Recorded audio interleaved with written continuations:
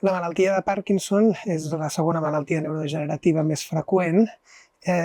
i la que està creixent més amb incidència i es caracteritza per una alteració biològica, que és una alteració d'una proteïna que s'acumula en les neurones del cervell i del sistema nerviós en general.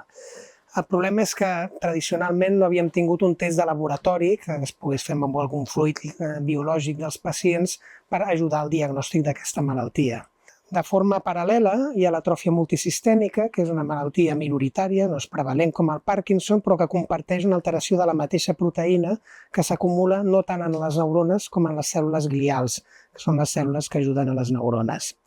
Fa uns anys hi ha hagut una petita revolució en el nostre camp, que és la creació d'una tècnica de laboratori que es diu Seed Amplification Assays,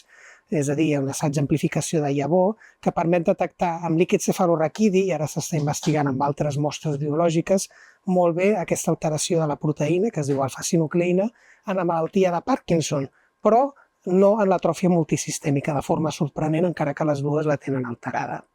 Aquest treball en el qual hem participat ha ajuntat una mostra molt gran de centenars de pacients de diferents centres internacionals, incloent el nostre, i per primera vegada mostra amb una alta sensibilitat i especificitat una capacitat per detectar l'alteració de la proteïna, no només al Parkinson, sinó també a l'atròfia multisistèmica, amb l'avantatge que permet diferenciar-les. El test no és positiu a totes dues malalties de la mateixa manera, sinó que són unes corbes que presenten una amplificació de fluorescència molt alta en la malaltia de Parkinson i positiva i diferent als controls, però no tan alta, amb una fluorescència intermèdia, podríem dir, en l'atròfia multisistèmica.